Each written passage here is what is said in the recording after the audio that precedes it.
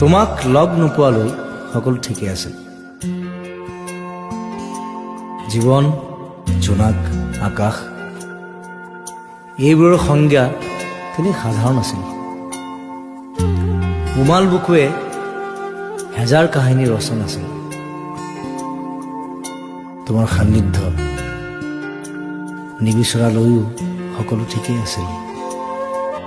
মনৰ চোতালত মেট মৰা হেঁপাহৰ কোলাহল নাছিল।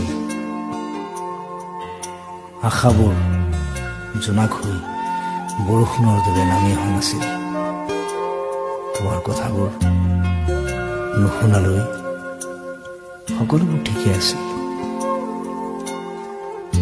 নিশাবোৰ নিজৰ দৰে আছিল, কিছু এন্ধাৰ, কিছু পোহৰ। ভাল লগা নাছিল জোনাকীৰ পোহৰ।